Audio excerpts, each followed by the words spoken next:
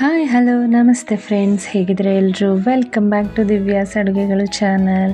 ಇನ್ನು ಯಾರೆಲ್ಲ ನನ್ನ ಚಾನಲ್ನ ಸಬ್ಸ್ಕ್ರೈಬ್ ಮಾಡ್ಕೊಳ್ಳದೆ ನೋಡ್ತಾ ಇದ್ದೀರಾ, ಸಬ್ಸ್ಕ್ರೈಬ್ ಮಾಡ್ಕೊಂಡು ನೋಡಿ. ಹಾಗೆ ನಿಮಗೆ ಈ ವಿಡಿಯೋ ಇಷ್ಟ ಆದಲ್ಲಿ ಒಂದು ಲೈಕ್ ಕೊಡಿ, ನಿಮ್ಮ ಫ್ಯಾಮಿಲಿ ಫ್ರೆಂಡ್ಸ್ಗೆಲ್ಲ ಶೇರ್ ಮಾಡಿ. ಬನ್ನಿ ಇವತ್ತೇನು ವಿಶೇಷವಾದ ಅಡುಗೆ ಮಾಡ್ತಾಯಿದ್ದೀನಿ ಅಂತ ನೋಡೋಣ. ಇವತ್ತು ಮಕ್ಕಳಿಗೆ ಇಷ್ಟ ಆಗುವಂತಹ ಪನ್ನೀರ್ ಫ್ರೈಡ್ ರೈಸ್ ಮಾಡಿ ತೋರಿಸ್ತಾ ಇದ್ದೀನಿ. ಬನ್ನಿ ಇದನ್ನು ಹೇಗೆ ಮಾಡೋದು, ಏನೇನೆಲ್ಲ ಬೇಕು ಅಂತ ನೋಡೋಣ. ನಾನಿಲ್ಲಿ ಒಂದು 15 ಬೀನ್ಸನ್ನು ಈ ಥರ ಉದ್ದ ಚಿಕ್ಕದಾಗಿ ಕಟ್ ಮಾಡಿ ಇಟ್ಕೊಂಡಿದ್ದೀನಿ. 1-2 ಕ್ಯಾರೆಟ್ನ ಸಣ್ಣಕ್ಕೆ ಉದ್ದಕ್ಕೆ ಕಟ್ ಮಾಡಿ ಇಟ್ಕೊಂಡಿದ್ದೀನಿ. ಈರುಳ್ಳಿನೂ ಕೂಡ ಅದೇ ಥರ ಕಟ್ ಮಾಡಿ ಇಟ್ಕೊಂಡಿದ್ದೀನಿ. 1 ನಿಂಬೆಹಣ್ಣು. ಹಾಗೆ ಸ್ಪೈಸಸ್ ನೋಡೋಣ. ಇಲ್ಲಿ ಅಚ್ಕಾರದ ಪುಡಿನ ತೊಗೊಂಡಿದ್ದೀನಿ, ಗರಂ ಮಸಾಲ, ರುಚಿಗೆ ತಕ್ಕಷ್ಟು ಉಪ್ಪು, ಸ್ವಲ್ಪ ಜೀರಾ ಪೌಡರು, ಸ್ವಲ್ಪ ಪೆಪ್ಪರು, 1-2 ಟೇಬಲ್ ಸ್ಪೂನಷ್ಟು ಸೋಯಾ ಸಾಸು. ಹಾಗೆ ಪನ್ನೀರು ನಿಮಗೆ ಯಾವ್ದು ಇಷ್ಟನೋ, ಯಾವ ಬ್ರ್ಯಾಂಡ್ ಇಷ್ಟನೋ ಅದನ್ನು ತೊಗೊಳ್ಳಿ. ನಾನು 200 ಗ್ರಾಮ್ ಪನ್ನೀರನ್ನ ಚಿಕ್ಕದಾಗಿ ಕಟ್ ಮಾಡಿ ಇಟ್ಕೊಂಡಿದ್ದೀನಿ. ಸ್ವಲ್ಪ ಕೊತ್ತಂಬರಿ ಸೊಪ್ಪು. ಪನ್ನೀರನ್ನ ಎಣ್ಣೆಯಲ್ಲಿ ಸ್ವಲ್ಪ ಫ್ರೈ ಮಾಡ್ಕೊಳ್ಳೋಣ.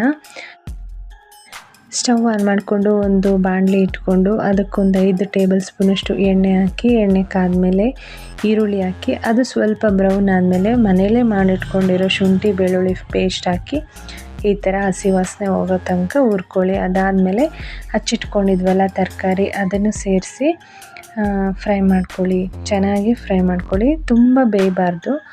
ಒಂದು 3/4 ಭಾಗ ಬೆಂದರೆ ಸಾಕು. ಸ್ವಲ್ಪ ಕ್ರಂಚಿಯಾಗಿ ಸಿಗಬೇಕು. ಅದಕ್ಕೆ ಸ್ವಲ್ಪ ಉಪ್ಪನ್ನು ಸೇರಿಸ್ಕೊತಾ ಇದ್ದೀನಿ. ಇದು ಮಕ್ಕಳ ಲಂಚ್ ಬಾಕ್ಸಿಗೆ ಚೆನ್ನಾಗಿರುತ್ತೆ. ಹಾಗೆ ಈವ್ನಿಂಗ್ ಸ್ನ್ಯಾಕ್ಸಿಗೂ ಕೂಡ ಈ ಫ್ರೈಡ್ ರೈಸ್ ಎಲ್ಲ ಸ್ಟ್ರೀಟ್ ಸ್ಟೈಲಲ್ಲಿ ಹೇಗೆ ಸಿಗುತ್ತೆ ಅದೇ ಥರ ಇರುತ್ತೆ. ಇದು ಕೂಡ ಟೇಸ್ಟು ಮಾಡ್ಕೋಬೋದು ಆರಾಮಾಗಿ. ಹಾಗೆಯೇ ನಾನು ಎಲ್ಲ ಸ್ಪೈಸಸ್ನು ಸ್ವಲ್ಪ ಆ್ಯಡ್ ಮಾಡ್ತಾ ಇದ್ದೀನಿ.